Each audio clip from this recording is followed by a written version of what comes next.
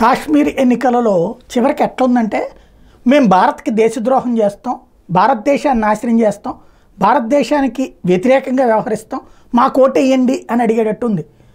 Congress party నిన్న అక్కడ ప్రకటించింది ఏంటి? కాంగ్రెస్ పార్టీ లోకల్ నాయకుడు కాంగ్రెస్ నేతృత్వంలోని ఐఎన్డీఏ కూటమి కాశ్మీర్లో అధికారంలోకి వస్తే ఇప్పుడు తీవ్రవాద నేరాల కింద జైల్లో ఉన్నటువంటి వాళ్ళని విడిపించి వాళ్ళకి ఒక్కొక్కరికి ₹1,00,00,000 పరిహారం ఇవ్వాలని నిర్ణయించింది. ఇది number 1.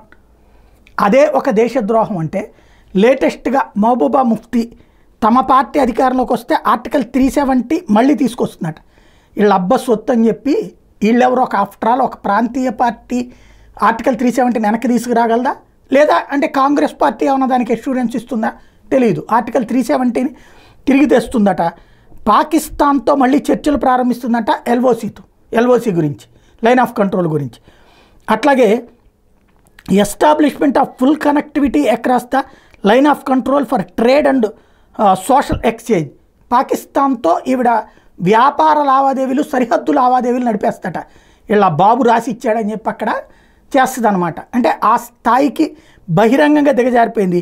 Free legal assistant would be provided for those people who are behind bars. జైళ్లలో ఉన్నటువంటి వాళ్ళందరికీ న్యాయ సహాయం అందించి మరి వాళ్ళని బయటకు వచ్చేటట్టు చూస్తుందట.